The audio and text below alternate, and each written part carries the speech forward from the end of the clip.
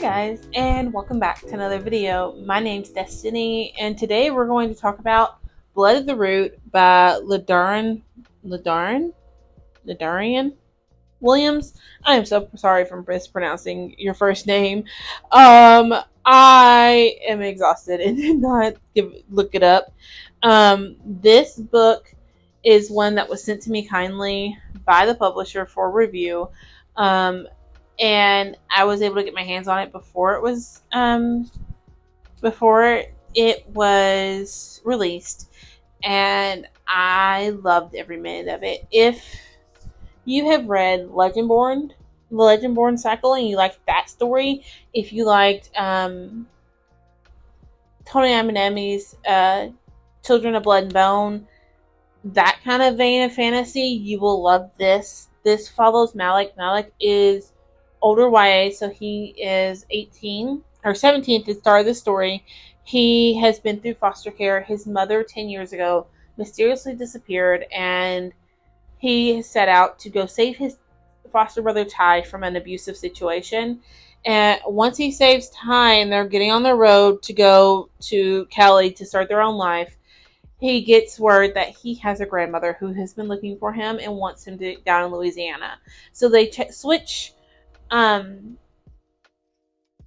switch gears and go to Louisiana and go to see Mama Aya. Mama Aya is his grandmother, his mother's mother, and she starts to tell him what's going on and everything. Malik obviously has a lot of hate in his heart because for 10 years he has been struggling and trying to stay alive. He's been in group homes. He's been in awful foster situations. And now here's this woman saying, "You're my grandmother. Where were you 10 years ago? Why didn't you have me 10 years ago?" The twist on all this, Malik has magic. He has root magic, and he ends up going to the school his mother went to when she was younger and sets out on the path of trying to find his mother. This book did not take me long to finish it. It took me about a week. I'm giving it 5 stars. I absolutely loved it. I did not think that a YA book could make me so emotional. This one did. It feels like a cookout, if you know what I mean. If you've ever been to that family cookout where there's music playing, the aunties and uncles are having a little bit of a drink, they're playing bones in one corner, they're arguing, rolling dice in another. That's what this feels like. To me, there were so many relatable instances that I loved so much. There are pop culture references that I recognized. He talks about Friday at one point. I mean, it is what I want when I pick up an urban fantasy. It's what I want when I think of Black fantasy. It's what I want. There are relatable circumstances. There's relatable language. I love this so much. If you have a young Black child in your home, or really the dedication at the very beginning is beautiful, and it talks about how he wrote this book for other little Black boys who were told they didn't have magic. And I found that to be just beautiful. You can see the care and the love that went into this. This is his baby, and it reads off the page. It is a story that is full of heartache and joy and growth and healing and just everything you would want out of a story like this. I cannot say enough good things.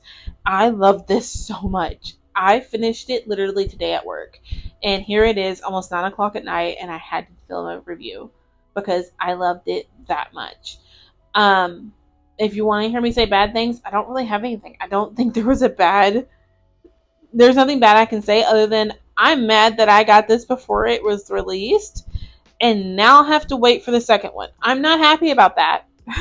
I want the second one now. I want more Malik's story. I will be buying the second one because I love this so much. This came out on May 9th. I'm filming this on the 21st of May, so If you have not seen this yet, this has not been on your FYP or on your Bookstagram or anything like that, I highly recommend picking this up. It is so good. I think it deserves so much more so many more recommendations than it's getting. I think this should be on everyone's radar. I think everyone should read it.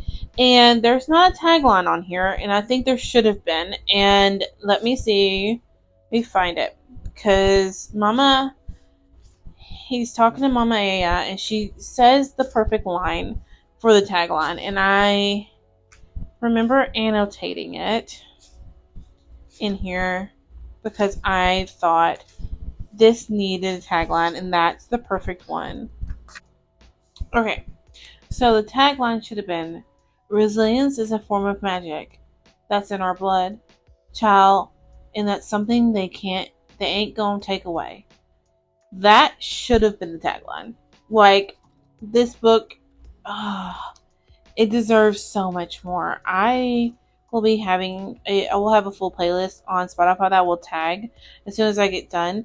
Because there's a couple songs mentioned in here that I myself remember listening to at cookouts. My grandmother and my uncle still play to this day at cookouts. I actually started a sticky note with them on the inside.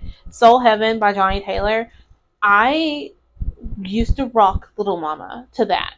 I still do sometimes when she gets sick and whiny and just wants to be underneath me. That's the song I listen to as I sway her back and forth, putting her to sleep. Is Soul Heaven. It still makes me cry to this day. It makes me think of my daddy because we used to have barbecues and he would invite everybody over, and that song was always played. He mentions the Cupid Shuffle, which is a standard one, just standard. And then he mentioned one that I have never heard of, which is Good Love by Johnny Taylor, which I will be looking it up. But I have a couple more I would add to that playlist as well. And I think that Malik would appreciate, and so would his family. And yeah, that line there explains this entire book. Resilience is something that the African American community definitely knows about. It's something that we have lived. Yes, I am half black, but it is something that we have lived, and this book is a testament to the resilience and the beauty that is there. And there are so many good quotes in this one. And I will have it linked below the story graph. I highly recommend giving it a try. It has almost a 5.5-star rating on Goodreads on a Storygraph right now. And again, I highly recommend this book. I cannot say enough good things about it. If you have not read Blood at the Root, I cannot stop recommending it. Please, please pick this book up, and I will catch y'all in my next